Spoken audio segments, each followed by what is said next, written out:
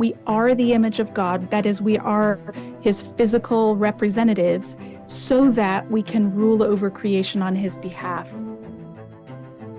The Bible is made for this. Like, it talks about supernatural entities that are real, that aren't imaginary. And I think the church has to wake up to this. Do you think that whenever she came out of the water, that there was a demon came out of her?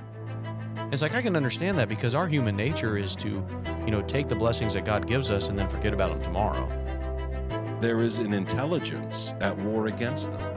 And I think what I'm suggesting is that there are still intelligences that we're at war against. I really like what Dr. Michael Heiser said a lot, is that God's desire is to dwell with mankind forever. All of the nations in the world have been assigned a particular overseeing guardian to watch over them. But that in particular, the nation of Israel has been designated to be solely God's chosen nation. The Word gave life to everything that was created, and his life brought light to everyone. But our enemy has not laid down their arms. Their power is broken. Christ is King, the Lord of Lords, the God of gods, mighty and awesome. I was at one time the fastest sword driller in the county.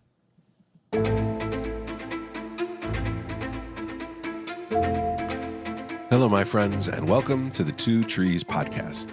I hope that you've been enjoying the Two Trees as the last couple weeks have rolled along. You guys have written us some really fantastic reviews, and we can't thank you enough for giving us your time and joining us as we continue to study through the Bible, to look into the weird corners of the Bible and see what we can help you to understand or understand ourselves. And so normally I have Martin and Rose here. They're off doing other fun things. So I have both of the Kesslings, Jacob Kessling. What's up, guys? And Sheila Kessling. Hi, everybody. It is wonderful to have you. Thank you. I don't often get them because they are very important people, and booking them months in advance is really what's required to speak to their agents and settle things down. Or maybe I'm just in bed because you guys do true. the podcast late at night. Sheila apparently goes to bed around 5:30 in the afternoon. She's in her pajamas usually by then, yes. Yeah, it's true. I'm a true introvert, guys. No, Sheila, if you want to hang out with Sheila, you gotta buy her coffee earlier in the day, and then she'll chase rabbit trails with you all day. But Yes. One of the things that Sheila brought to my attention as we were studying through the golden calf material is the importance of temple meals, the idea of covenant meals. And that's going to play a really big part of this particular episode. And so, Sheila, I wanted to make sure you were here to keep me out of the weeds if possible. But I know you're just going to shove me further into the weeds. I'm like, let's go further, John. Yeah, so we're going to pick up our story. And it goes something like this. The kingdom has broken. Chaos is the order of the day in Israel. Both of these kings, Rehoboam and Jeroboam, they're both corrupt. They're both entangled with the darkness. And the enemies of Israel are trying to stop the coming of the promised one, the son of Eve, the serpent crusher. And when I say the enemies of Israel, I don't mean humans. I mean the principalities, the powers, the rulers of the darkness of this world. And so God has given a promise that Eden is going to come again, that mankind will once again walk with him in the garden. But when we read this story, we kind of scratch our heads like, how in the world could God possibly redeem this mess? And that's an easy thing to do when you look at their story, but I have the same emotion when I look at my own life. How in the world can God redeem the mess of my world and the decisions that I make in the place where I live? And so when we're looking at this, we have to recognize the story as unfolding pieces at a time. For us reading this, we have Jesus in the back of our mind, and we know how this story is going to unroll. But as this story was unfolding, the people at the time didn't know. And so when the descendant of David swore allegiance to the darkness, and the king of the north swore allegiance to the darkness, it sure looked like the wheels had fell off the wagon. The princes, the powers, the rulers of the darkness, they're not acting randomly. This is a tried and true tactic. It worked in Eden, it worked in Sinai, it worked in the Judges, it worked it just does. Mankind is prideful. And so we have a problem. And the problem is the unfaithfulness of mankind. The children of Adam fail. They don't remain loyal. They didn't in the garden. They didn't in Sinai. And they're not doing it now. Even the glory of Solomon led us to nothing but abuse and betrayal. So that's where the story is. The rightful king of Israel is not a nice guy, Rehoboam, even though he has the bona fides, he's got the credentials, he is the son of David, but he's not any better than the other guy. And so you can imagine, where does a loyal follower of the Lord go when both options are bad options? It seems like they can't win for losing. Yeah, it seems like that, even when Solomon, it seems like it wasn't easy on them, whether it was, say taxation or the labor force, and they just wanted them to ease up some. And so, do we stay here? Do we follow Jeroboam? Where else do we go? That's a very interesting decision to make. And I guess you go with, since Rehoboam's answer is my little finger or something is going to push you, or something in the sense that it's going to be way worse with me than it was with my dad. So, yeah. I'd follow the other guy if you want something different. You don't know what you're getting. Well, I think there was an element also where God actually came to Jeroboam, sent a prophet, and told him, I'm taking the kingdom from Solomon. Yep. This is happening. You would have thought Jeroboam would then attach himself to that God that had promised him. You would think. But he goes down into Egypt, he gets swallowed up with all of this paganism, and he comes back with a plan. And that plan is to twist God into an image that he's more comfortable with, a means of controlling the situation. And the more you read this story, the more you get the idea that humanity is not in control at all, that there are powers and that there are things behind the shadows that are much more powerful than we are, and that even when we think we're in control, we're being manipulated.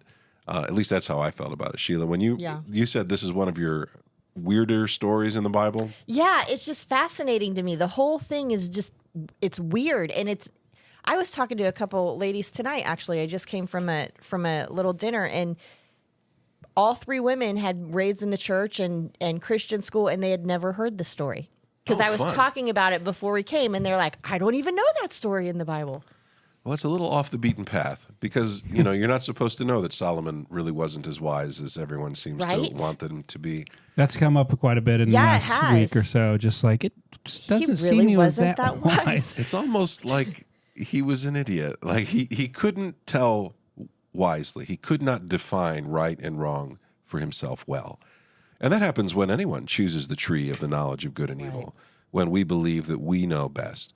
Solomon sows the seeds of his own destruction, and Jeroboam does the same thing. So he goes up into the north, and he has a tremendous following. 10 of the 12 tribes follow him, and that's pretty good. Like, he has won the allegiance of everybody, and so he realizes that there's a problem, and that problem is that if his 10 tribes keep going down to Jerusalem to worship in the Lord's temple, that they're going to lose faith in him. He's going to be seen as a second-class king. And so he wants to provide for his people, and so he goes back to the old motif of the golden calf, which I don't think is an accident. I think it's definitely part of what the darkness is trying to do.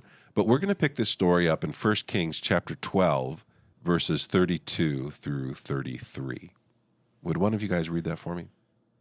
And Jeroboam appointed a feast on the 15th day of the 8th month, like the feast that was in Judah, and he offered sacrifices on the altar. So he did in Bethel, sacrificing to the calves that he made, and he placed in Bethel the priests of the high places that he had made. He went up to the altar that he had made. It's like a lot of these that he had made in Bethel on the 15th day in the 8th month, in the month that he had devised from his own heart. And he instituted a feast for the people of Israel and went up to the altar to make offerings. Now, I grew up as a Baptist, right? And there's nothing that Baptists love more than a meal after some sort of religious service. Okay, good old potluck. Yeah, we like to kill them chickens and to everybody have some fried chicken. Peas. But that is not what's being talked about. Okay, green bean casserole. Yeah, this is not a potluck. In the ancient world, there was this concept of breaking bread as an act, as a covenant, as a way of showing loyalty together. If I'm willing to sit and eat with you, that means that you and I have a relationship, at least a friendship, maybe a loyalty oath kind of a thing going on. And if somebody who is like my superior invites me to his house to eat, you go. And you bring that a was gift. a big deal. Oh, yeah. This is how you climbed the social ladder. This is how you knew your place in society. And so one of the things that temples would do is that you would come into the presence of the god and you would eat in the presence of the god as though he was the king hosting his loyal subjects. They didn't view him as away out there. They viewed him as physically present in the altar or in the statue of whatever god it And is they were they were eating with worshiping. him. That's right. This isn't a meal to the god. This is a meal With the god, with maybe? the god. That's Okay. exactly right. And so it's not just somebody saying, well, I was over there and I grabbed a Snickers bar and, is Right. God really going to hold me accountable for that? This has elements of witchcraft. This has elements of Satan worship is really what this is. This is Right. a worshiping of the darkness. And so this isn't just something that is innocent. It's very dark. And Jacob, you pointed out something there. What was it that you pointed out? What the repeating phrases? Yeah, he made it. Is this a chiasm? It's not a chiasm, I don't think, but it is parallelism. He went up. He made it. He made it in Bethel. He devised it from his own heart. There's no separating the fact that Jeroboam is innocent. He's not. Quit throwing things around. The mics pick it up, man. And so we get this concept that Jeroboam is not an innocent. Is there a significance to the 15th day of the eighth month? Because they say that twice too. Yeah, and the idea is it is a rival feast to one that's happening in Judah. Okay. And so he says, oh, well, you're going to worship Yahweh that way? Well, I'm going to set up a feast up here. That's the same day. So you have to pick Okay. one. So it was the same day. It's a rivalry kind of a Okay. thing. You can't go to both. Right. Well, I feel like one of the setups from this is just in the past, years before Solomon had set up all these temples around. I mean, this isn't uncommon to have different other than temples and practices other than Yahweh. So, I mean, I'm not trying to justify, but I imagine the transition isn't as difficult, seeing that this has been something that they've been around. Oh, yeah, for sure. I remember Solomon brought this pretty heavily and endorsed it. Yep. And Jeroboam's been living in Egypt. And this was definitely the way the rest of the world operated. You should look into henotheism sometime, the idea that this God rules over a particular place. And so Yahweh needs to stay in his territory. What you have here is the idea that the gods have taken from Yahweh. And that's, anyone who listened to our Territorial Spirits episode should know, God doesn't play fair, he wins. Yep. Right. He's going to invade your space. He's going to break the rules. He's going to overpower what lies in front of him. And he's not going to lift up the men around him. You don't have this moment of, I wonder who really accomplished that. Was it the prophet or was it God? It's definitely a God thing. And so when you flash back to the old world, they didn't distinguish between politics and religion. They viewed them as the same thing. Yeah. And so the king was there and the God was with him. Right. And so the presence of the king meant the presence of this other being. And so the king would often, I mean, today we would call it like a photo op where the politicians are all standing around shaking hands and you have important people in the background. Kings would be seen in the gateways of cities. They would be seen in front of steles or in front of carvings that had the stories of their ancestors or the stories of the gods on them. Jacob, I showed you one of these in Dan when we were there, one of the little high places where the king would sit. Oh, yeah. Mm-hmm. And right next to it was a raised stone. Right. That idea was the God is present. There would have been an offering made there. And so Jeroboam, he's got a problem. God's given him the 10 tribes, but he's not a follower of the Lord. He still wants more. The beauty of the temple, the power of the priesthood, those things have eluded him. And Jeroboam is unwilling to be the servant of the Lord. He seeks to manipulate the heavens, just like he did the throne. Can I fool not just the people, but also the gods? Will Yahweh be okay sharing space with these other gods? Maybe I can just decide that calves are okay because I'm the king. And I'm not just any king, but I'm the king that the gods sent a message to telling me that I was going to do this. He's puffed up. He's lifted up. So I have a question. Like, they had to have known history, right? Like, the kings knew history. Did he think, like, I'm the exception? I don't know if he thought he was the exception. I think he thought his power was great enough to do this. Extreme pride, maybe. I think so. And that's what magic was about, was can you manipulate the world, the spiritual world around you to serve you? Right. I think Jeroboam thought he could do that. Okay. God was given one temple by the house of David. What if I gave you two? Right. What if I gave you gold and I like he's deciding for himself what God should want. And we're not given a whole lot of detail into his motives, but whatever motive you want to assign to this, the heart of it is sin. It's going to lead you into a distancing from God. And to me, it reminds me of the Tower of Babel, where they build this tower and they say, let's go up, let's make a name for ourselves, with the idea of bringing the gods down, localizing the deity. Now, that's how the Mesopotamians peoples, they built ziggurats, but no one has built a ziggurat in a very long time. Instead, they're using idols. They're using high places. And that's what Jeroboam's doing. And so in a very real sense, there's a connection here between the Babel story and the golden calves. He isn't building a tower, but he's doing the same thing. Right. And one of the things you're going to find as we move through this isn't the power isn't in the act itself as much as it is in the intent behind the act itself. You can dress this up in different ways, but the soul reaching into evil or desiring evil or worshiping or submitting to can be done in a number of different ways. And one of those ways is through breaking bread.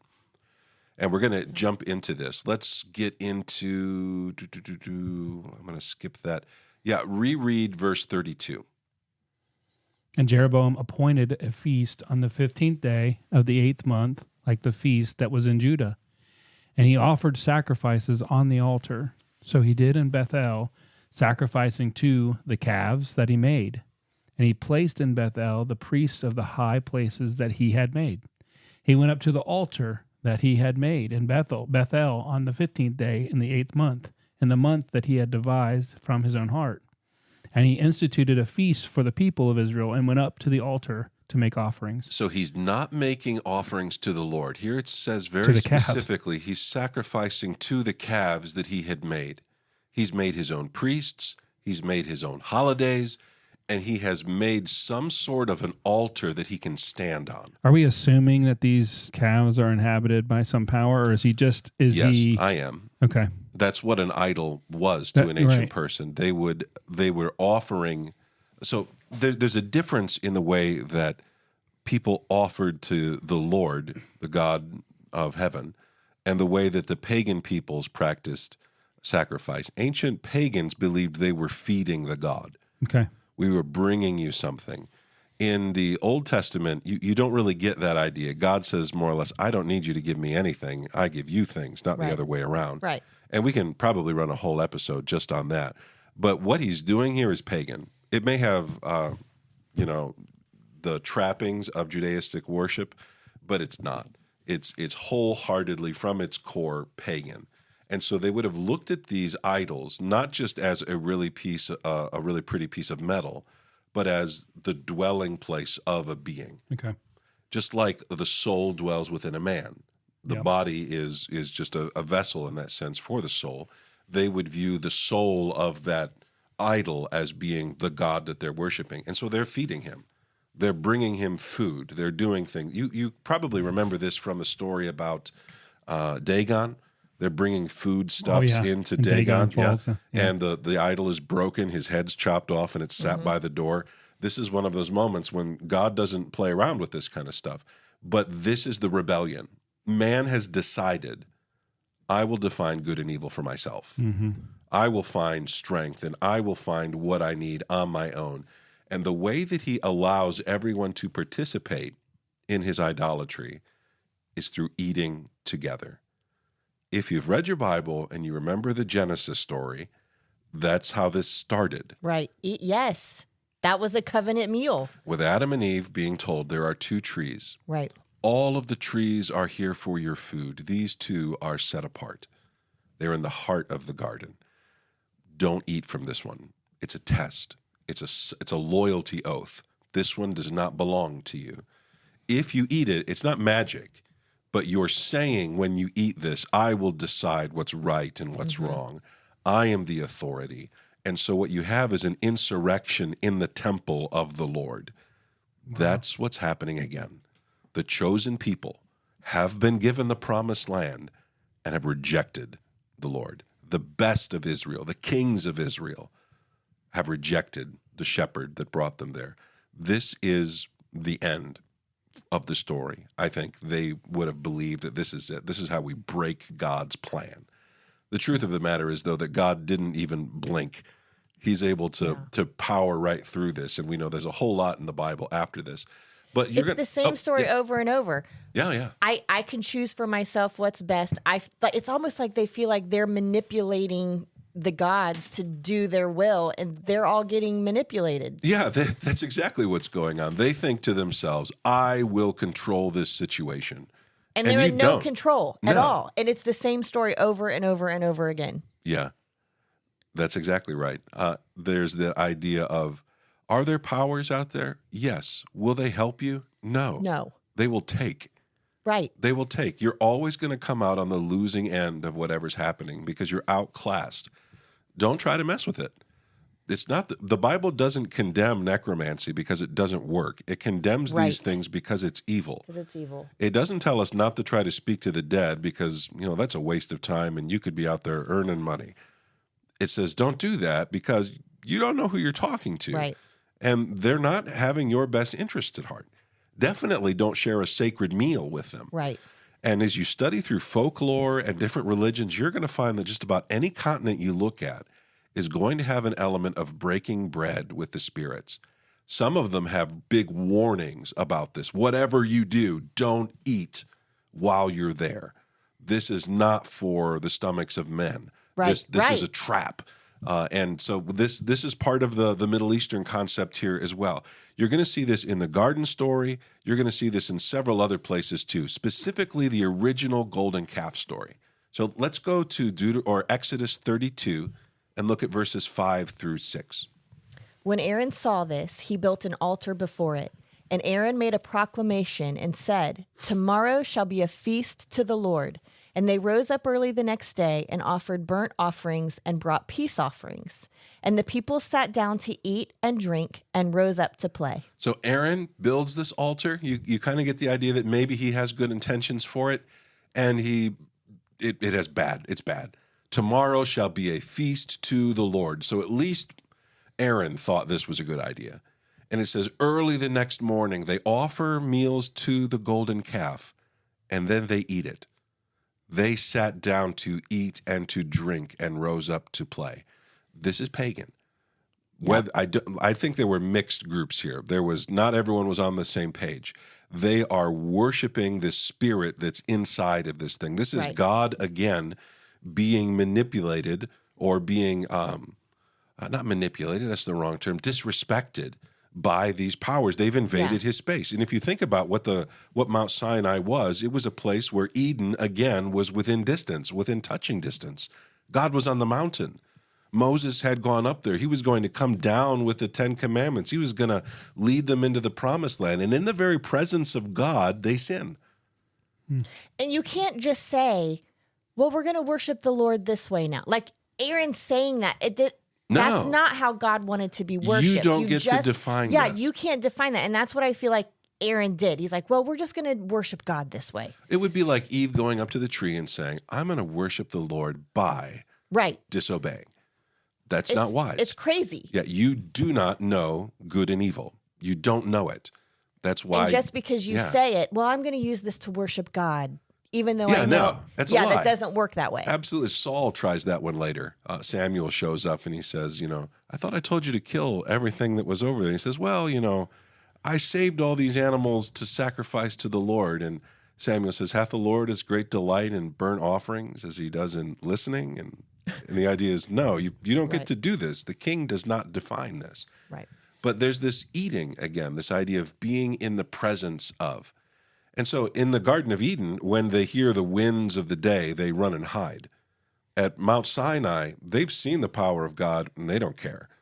They're just going to do whatever they want. Here, they're about to see the power of God again in just a few moments. But I want to show you at least one or two other places where this sacrifice and this meal being eaten in the presence of the deity becomes an important part of the story. And probably the most famous one, at least in my opinion, happens in Moab. Let's go to Psalm 106 and verse 28. Then they yoked themselves to the Baal of Peor and ate sacrifices offered to the dead.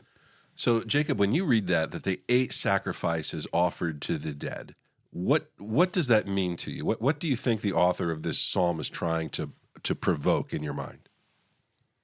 I have no clue. It's an honest answer. Yeah. Is Baal the god of the dead? Like, is he? Mm-hmm. He is. Yeah, so the worship of Baal was connected to the storms.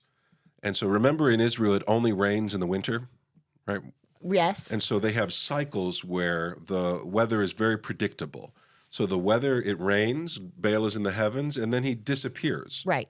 And they believed that Baal was in the underworld. And so they would dig pits and pour blood down to try to... Okay. They're trying to connect with their they're dead, their fallen, their ancestors. Oh, yeah, that's exactly what they're doing. Yeah.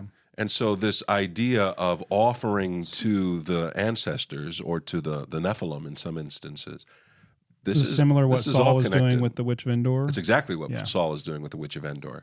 This isn't just that they ate some of the meat that was there. They ate the sacrifices offered to the dead. They were saying, I'm comfortable with this. Right. And not only am I comfortable with this, I'm part of this. I'm yoking myself to this. That's a good word. Yoking as in the oxen. You've put them both together.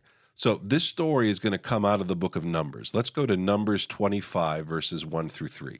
Oh, no. Yes. I don't know if I'm going to pronounce. I'm just going to go for it. Yes. Is it Shittim? Yes. I think it's Shittim. I like calling it Shittim. I'm going to call it Shittim. Yes. While Israel lived in Shittim, the people began to whore with the daughters of Moab. These invited the people to the sacrifices of their gods, and the people ate and bowed down to their gods. So Israel yoked himself to Baal of Peor, and the anger of the Lord was kindled against Israel. So you notice again how the yoking, this connecting yourself to these gods, is connected through the worship, through the bowing down, and through the eating. And eating. This is an ancient symbol that everyone understood. By the way, when we take communion, it should be sending this same signal. It's a covenant meal. I am worshiping. I am with you, Lord. I'm remembering what you have done. Now, it's interesting in this verse because it says that when they did this, that he calls it whoring with the daughters of Moab. It's connected again to a sexual nature. This is mankind disregarding what God has said and defining right and wrong for themselves. You're going to find this pattern over and over and over again in Scripture. Was that part of their rituals too, though? Oh, yeah. Yeah. Mm-hmm. Yeah, God actually has quite a few rules about how the priests are supposed to go up on the altars. So in Canaanite concepts, they seem to have been given a little bit of a show while they were up there. Yeah. And God says, listen, I need you to be modest. If you go up to make a sacrifice, make sure that you're dressed appropriately so people aren't looking up your skirt. Oh, It goodness. just seems to be the idea. That They need some modesty girding rails. up your loins. Gird up your loins. Yeah. Modesty rails for the choir. Yeah.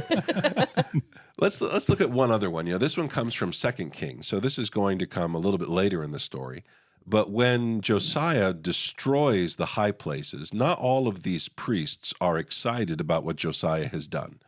A number of them refuse to follow. So let's look at 2 Kings 23 and verse 9. However, the priests of the high places did not come up to the altar of the Lord in Jerusalem, but they ate unleavened bread among their brothers. So the mark of their loyalty to their gods here is given to us as eating. They are not coming to eat at the altar of the Lord.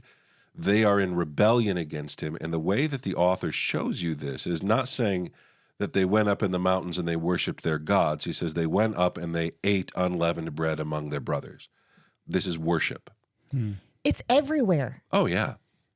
This is why I Like was it's so literally everywhere. frustrated when you brought this up because I hadn't How really did ever we never thought of see it. this before? And it's in all these different places. This comes from the book of Ezekiel. Ezekiel 18, 14 through 17. Is it my turn? Now suppose this man fathers a son who sees all the sins that his father has done. He sees and he does not do likewise. Well, that's good.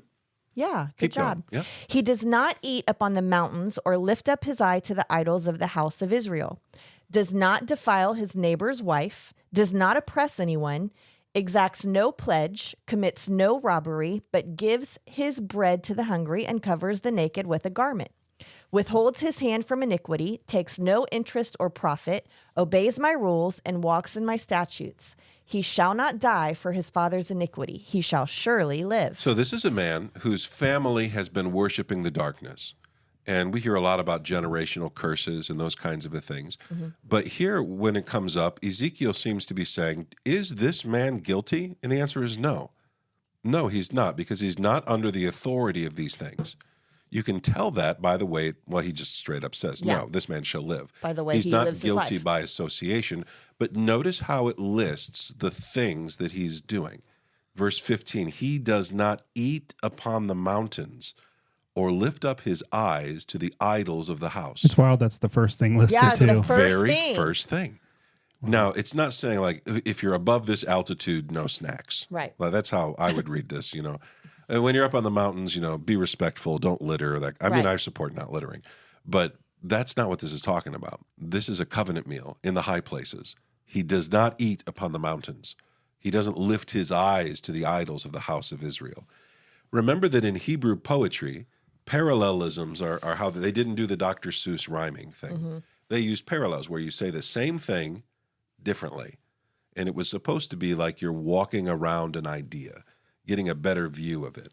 So what does it mean to not eat upon the mountains? It means you don't lift up your eyes to the idols. It's the same thing. It's all over the place. Crazy. So how did we not see it though? Well, because it's just here they talk about eating and here that it's all over the place and I don't know. It's nuts though. When I started looking into it the day of the rambling, I was blown away at how it was in the New Testament too. Well, sometimes people eat, so you're like you don't think anything of it. Like it's just a meal. I mean, you see this, but it's weird that it lists this stuff. I mean, like even when was Abram met some angels at the tree. Doesn't he say, let's make a meal together? It's always at a tree. It's interesting, right? This discussion about let's have some food.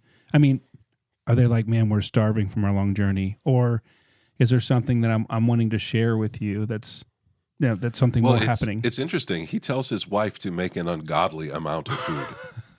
He's like, go grab bags of flowers, bags of it. I have no idea how much these guys will eat. They're not human. And so there's this idea, he's feeding the gods. Yeah. He's feeding the spirits. That's how they would have viewed this. Now, Abraham was loyal to one God. There's only one real Lord of Lords, God of gods. He's mighty and awesome. And so we recognize this, but we fail to recognize something that ancient people would have taken for granted because it doesn't mean that in my culture. Right. If I sit and eat with someone, it does not mean that I like them.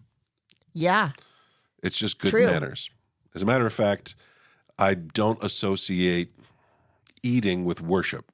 Normally, at church, we eat or we worship and then we go eat. Right. Even if there's like a big dinner, we kind of have this hard line. Now that we're done with the worship service, everybody join us out here. We can finally eat. We can let our hair down and have a good time and enjoy ourselves. But we don't think of these as the same thing. Now, this story is going to involve eating in the presence of the gods, and it's going to involve a prophet. Now, a prophet is not the same thing as someone who brings prophecy. Prophecy is where God gives you something to say. The Old Testament seems to talk about prophet as though it's an office, as though it's more now, someone who is bringing a prophecy. You could call a prophet, but there are certain people in the story who have this role. They are an important person. They're an ambassador from the court of the Lord to the realm of men. And we're going to meet one here in this story. And so in order to do that, I want to get kind of a definition of what a prophet is. And to do that, we need to go to Jeremiah 23, verses 21 through 22. I did not send the prophets, yet they ran. I did not speak to them, yet they prophesied. But if they had stood in my counsel, then they would have proclaimed my words to my people, and they would have turned from their evil way and from the evil of their deeds. So when you're reading the Old Testament and you find these men who are the prophets of Israel, they seem to live with one foot in the supernatural world and the other foot in the physical world. So when it says in verse 22, but if they had stood in my counsel, is that talking about the divine counsel? That's exactly what it's talking about. So these human prophets stood in the divine council, heard the decree or whatever's decided, and took it to humanity. And then took it to humanity. That's right. So then would a false prophet be someone who stood in the other council and gave evil, or pretended to evil words, basically? That's right. And so a prophet in this sense is someone sent from God, from the source, from the courtroom of God. Who literally was in the courtroom with the council. We get this in Isaiah. Okay. Right? You say Isaiah, one minute he's in the temple, and the next minute he's in the throne room. And he says, I lifted up my eyes and I saw the Lord high and lifted up. His train filled the temple.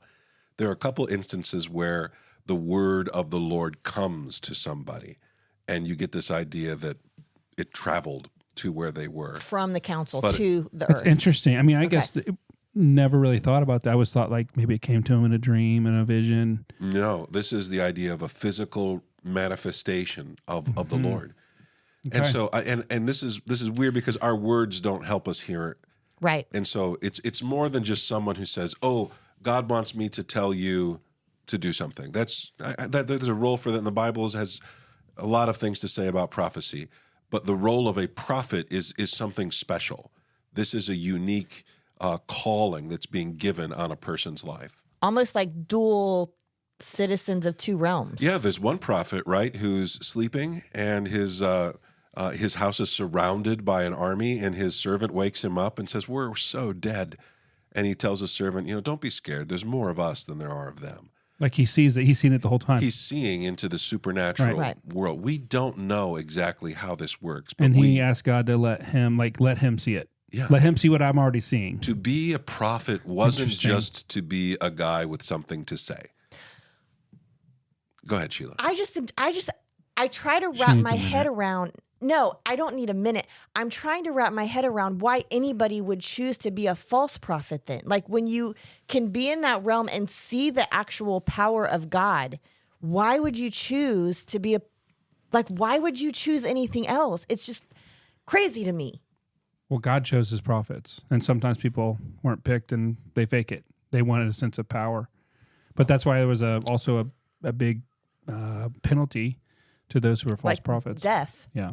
I think it could also be that something appeared to them. And they didn't. And impressed them. Yeah, sure. I'm sure something appeared to. I'm sure it did. I think there's also elements where we get a lot of the magic rituals. We have a lot of texts actually that talk about ancient magic. And it was involved in everything, like looking inside of chickens' livers and all this weird stuff. But they thought they were prophets. They were foretelling the future. And there is an element Satan where always copies. It's always a twisting and a copying. Counterfeit, So it's counterfeit. So I'm sure that there was real power there. But man, it's just. And there's an element where a prophet is someone who tells the truth. Who's forth. This is a big word, right? But in the sense that it's being used here, it's in that sense of an ambassador from the court. God has sent a declaration of war. You have declared war against me. Say it to this man's face because I'm coming. And Jeremiah gives us a beautiful picture of this. He said, the Lord is saying, if they had stood in my counsel, they would have proclaimed my words. But what they're saying is a lie. You're going to see this in several places. People aren't comfortable around the prophets. They're very odd and they're frightening to people because weird things happen around them and they do weird things. And they were frightening to people. Well, I imagine they would do weird things. I mean, if you and I spent time in the divine council, we would be really weird here on earth, probably. I always wonder, if there were moments where, Elijah or somebody, if he's seeing these beings around him all the time, did he ever talk to them? Were there moments where maybe he's they might seem like crazy people? Excuse me, sir, as he stepped around somebody, were people looking at him who is he talking to? And the answer is, I don't know. But I will tell you that people are weirded out by prophets, and they're afraid of them. One of my favorite instances of this happens with Samuel in the book of 1 Samuel 16, 4-5. Samuel did what the Lord commanded and came to Bethlehem. The elders of the city came to meet him, trembling, and said, "Do you come peaceably?" Okay. We were in Bethlehem, Sheila. Yes, we were. It's up on a hill. Yes. So they left the city and they went down into the valley when they saw him coming, almost like an invading army all on his own. You can picture like the shepherds up on the hill, like, is that who I think it is? And they were all scared and came Don't let running him down. come. Why are you here? What are you doing here? And their question to him is, do you come peacefully? Why would they ask that? They're afraid of him. They are afraid of him. And Samuel has a bit of a history at this point. I think he's very grouchy. I kind of like Samuel. Of course you do.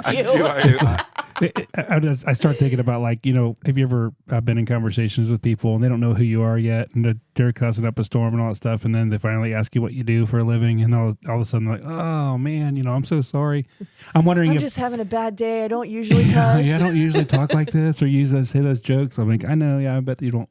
I'm wondering if they're just convicted. You know, here's the presence, someone who represents or someone who's with God, and they're coming and they're like, that could I'm in trouble. Yeah. But it doesn't matter those either moments way. are super. Just for everyone out there who's not a pastor, please stop doing that. It's annoying to pastors when someone's like, "Sorry, preacher." Like, now you've just made it awkward for everybody. It was weird before. It's super awkward now. That's right. Nothing kills a party like a pastor. That's just That's how exactly I feel about right. it. So then let's now that we've got the background, let's jump into the story here. 1 Kings 13, 1-6. And behold, a man of God came out of Judah by the word of the Lord to Bethel. Jeroboam was standing by the altar. You scrolled down too fast. Oh, sorry. Standing by the altar to make offerings. And the man cried against the altar by the word of the Lord and said, Okay, we're going to stop there. Oh. Okay, so who is this guy? Jeroboam? Oh, well, that's who the king is. This is the king Jeroboam. But did you notice the prophet is not given a name? That's right. This is very strange. There aren't many places where this happens, and I'm not entirely sure why. His name is conspicuously absent. I think that's going to highlight a little bit that this guy is going to mess up. Big time. He is not. His name is stricken from the record. He who shall not be named. He who shall not be named. It's also possible, I read one commentator who thought that by taking the prophet's name away, that it focused the attention back on God. And that sounds really nice, except for he doesn't do that with any of the other what about the prophets. other prophets? So I don't know how I feel about this. I think I it's disagree. there. I know how I feel. I don't know who it was that said that. But Sheila has emotions, and they have spoken. I have emotions about that. Okay, there it is. So anyway, he's come up from Judah. The word of the Lord, that's the pre-incarnate Christ, has sent him. And Jeroboam is standing by the altar to make offerings. Now pick it up in verse 2. And the man cried against the altar by the word of the Lord and said, O altar, altar, thus says the Lord, behold, a son shall be born to the house of David, Josiah by name, and he shall sacrifice on you the priests of the high places who make offerings on you, and human bones shall be burned on you. And he gave a sign the same day, saying, This is the sign that the Lord has spoken. Behold, the altar shall be torn down, and the ashes that are on it shall be poured out. And when the king heard the saying of the man of God, which he cried against the altar at Bethel, Jeroboam stretched out his hand from the altar, saying, Seize him! And his hand, which stretched out against him, dried up, so that he could not draw it back to himself. The altar turned to stone. Interesting. Yeah.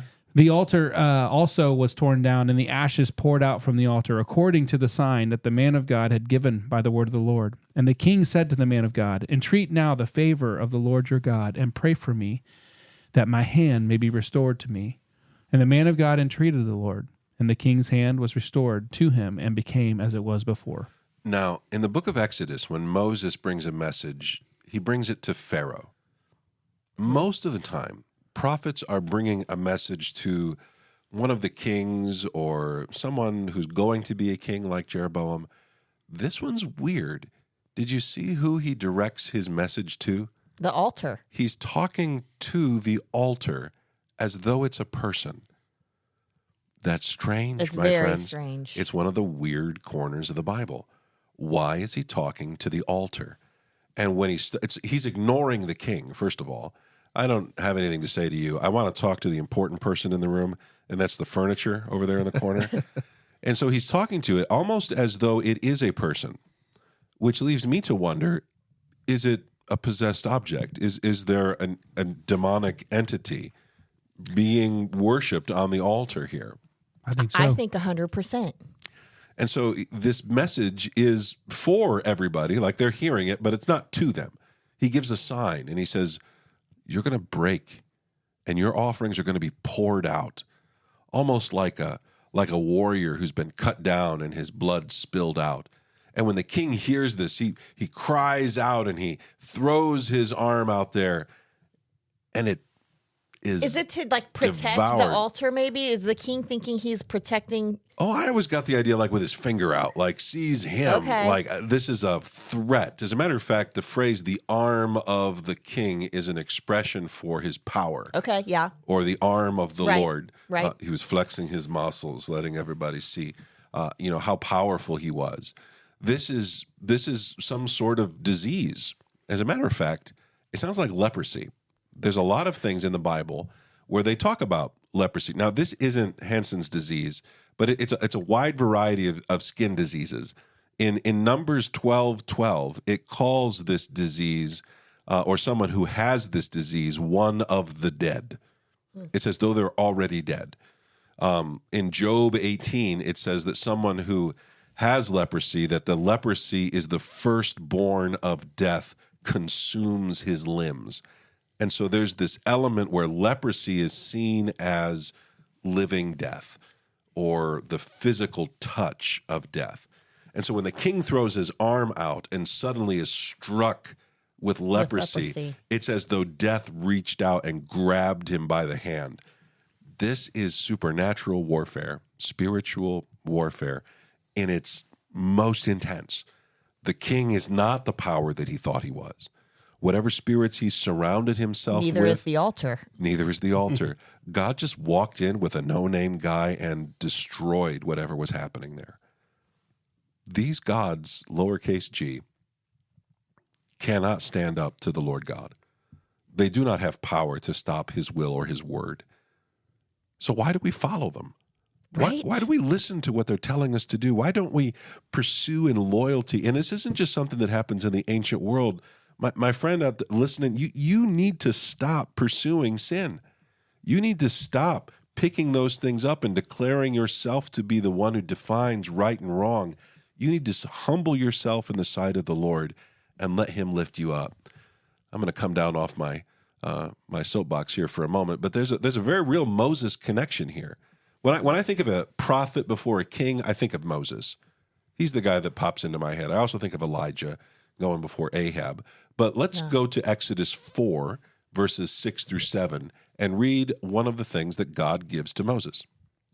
Again, the Lord said to him, "Put your hand inside your cloak." And he put his hand inside his cloak, and when he took it out, behold, his hand was leprous, like snow. Then God said, "Put your hand back inside your cloak." So he put his hand back inside his cloak, and when he took it out, behold, it was restored like the rest of his flesh. So this image is to say Moses' hand is the hand of death. He has power over this. This is kind of the exact opposite of what happens to the king here at the altar. He is struck with leprosy, and he cries out to the prophet, "Help me! Yeah. Pray to your God." And it says that the altar is destroyed. I don't know who destroyed it. It doesn't say who destroys it. Yeah, we were talking about that. Who destroys the altar? Does it like the word of the Lord? Does the word of the Lord destroy it? We don't know. Does it just fall down? I like to picture this as the prophet preaching and the altar cracks. Crumbles. And the offering pours out in front of it. It could have been that the people responded and they tore it down, but it doesn't say. But what we do know is that the king is humbled.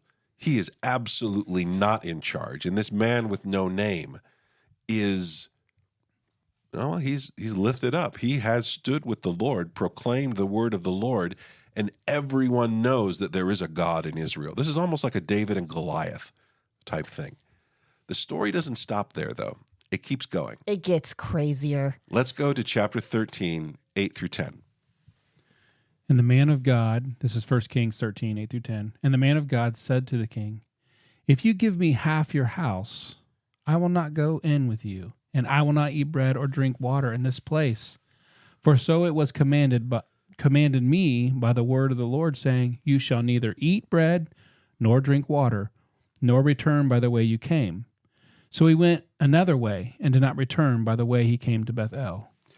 So the king says, I'll give you anything you want, up to half my kingdom, which, by the way, sounds very John the Baptist-y. Yeah. When Herod says, I'll give you anything up to half my kingdom. And the prophet says very clearly that he has been given a sign act. This is unique to the prophets. In the prophets, they were often commanded to show instead of tell. Isaiah wanders around naked. Ezekiel makes models of Jerusalem being besieged. They do things. They act it out. And the way that the prophet is to show that God has turned his back on Jeroboam is to not eat while in his kingdom because of the symbolism connected behind this event. Now, does that mean that I, as a Christian, should not eat in countries that don't worship the Lord? I don't know what country you're going to find that worships the Lord, so you're going to be hungry for forever. Even in America, we probably shouldn't be eating then. So this isn't saying that. Instead, it's connecting to the meaning and the culture. Do not compromise. Do not allow your loyalty to even be for a moment drawn into, but make a stand and join in the act against these things. And the way that he was to do that was by neither eating or drinking is what I'm trying to say. Mm-hmm. Now, God tells them to perform this sign act. He's not eating. This land is defiled. God's judgment would be shown by not partaking of its strength. Jesus does the same thing in the wilderness. Remember, Satan says, hey, turn this bread into, or these stones into bread. And Jesus doesn't say, well, I can't do that. This is a sinful place. He says, you don't have anything to do with this. Get out of here. And he quotes scripture to him. But there's this idea of Jesus He also in says, the wilderness. I'll give you this kingdom. Oh, yeah. There's a very real sense in which these ideas are connected. The presence of the demonic, the worship of evil, is connected at times to covenant meals. Mm-hmm. We're going to encounter now another tool that Satan wields, and that's called a lie. Let's go to verse 15. Then he said to him, Come home with me and eat bread. And he said, I may not return with you or go in with you, neither will I eat bread nor drink water with you in this place. For it was said to me by the word of the Lord, Ye shall neither eat bread nor drink water there, nor return by that way you came. And he said to him, I also am a prophet as you are. And an angel spoke to me by the word of the Lord, saying, Bring him back with you into your house, that he may eat bread and drink water. But he lied to him. So we went back with him and ate bread in his house and drank water. So this is when the prophet has left. He's on his way home, and he is met by a false prophet. And the man says, I also am a prophet, just like you. And an angel came to me by the word of the Lord and said, Come to my house and eat. That dirty dog. Now, this man, by inviting this prophet to eat with him, was going to be lifted up in the eyes of everyone that saw him. The prophet that just humbled the king, false prophet, ate is at going to my be house. Yeah. This is manipulation. This is him trying to climb that social ladder by being associated with other famous people. But this man should have known the word of the Lord came to him, and the Lord does not lie. He should have known to rest in the words of the Lord. He makes a judgment call. He decides that he knows what's right and what's wrong. And the prophet should have expected this. The sign act was clear. His duty was made obvious. Remember when Eve is in the garden, she knew the command, and then a liar deceives her. She sees and she takes. She substitutes her own ideas for God's. This prophet is doing the same thing. He has been told by God what to do. He knows that eating in this place is the sign act, and he is deciding, I like what you're saying. I am very hungry. He surrenders to his appetites. Let's keep reading. And as they sat at the table, the word of the Lord came to the prophet who had brought him back. And he cried to the man of God who came from Judah. Okay, we're going to stop there. So they're at the table, and what happens? The word of the Lord came. Yeah, the Lord to the false appears. prophet. Yeah, right? Like at the table. All of a sudden, and it says, he doesn't say he said to him, it says he cries to him. The idea of all of a sudden, Terror. This is terrifying. Yeah. That this is a messenger from God. I think this is the pre-incarnate. This is the word of the Lord, and his hand is out. You can imagine this is like the king was just doing to him a moment ago. What was it that saved the king? What was it that saved the prophet from the king? It was the Lord, and now he has disobeyed the Lord, and there's going to come back on him because of what he's doing. Let's keep going. And he cried out to the man of God who came from Judah. Thus says the Lord, because you have disobeyed the word of the Lord and have not kept the command that the Lord your God commanded you, but have come back and have eaten bread and drunk water in the place of which he said to you, eat no bread and drink no water, your body shall not come to the tomb of your fathers. And after he had eaten bread and drunk, he saddled the donkey for the prophet whom he had brought back. And as...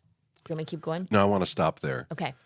So if you were eating a meal and God appeared to you and yelled at you. And you were the false prophet who had never seen Yeah, first God of all, before. if that guy's got to be terrified. Yeah. If you are the prophet, the real prophet, would you eat?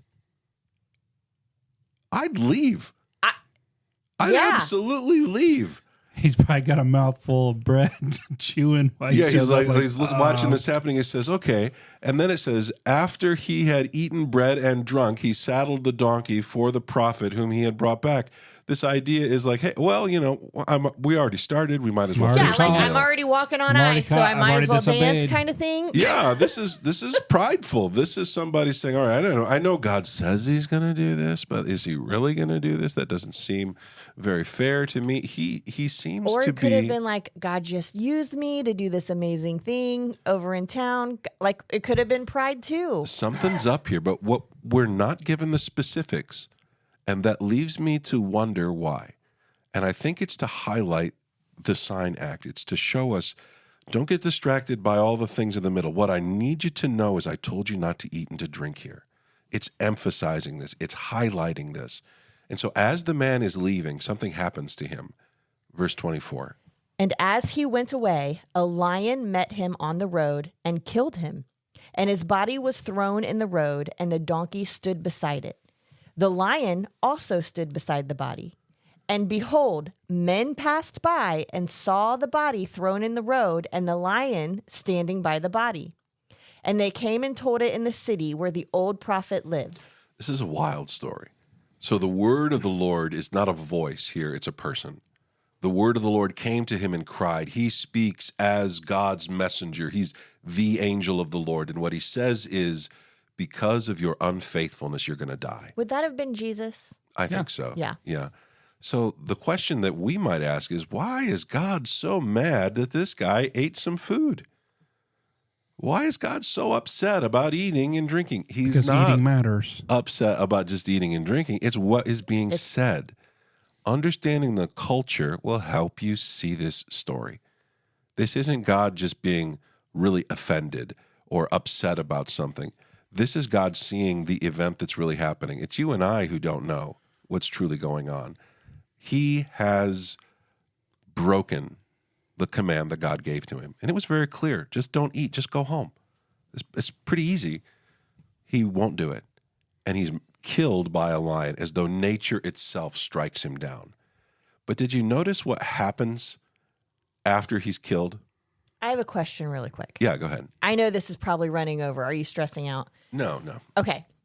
How is it different? Because like Jonah, when he was told to go to Nineveh, and he disobeyed God because he didn't want to go to Nineveh because he didn't like those people.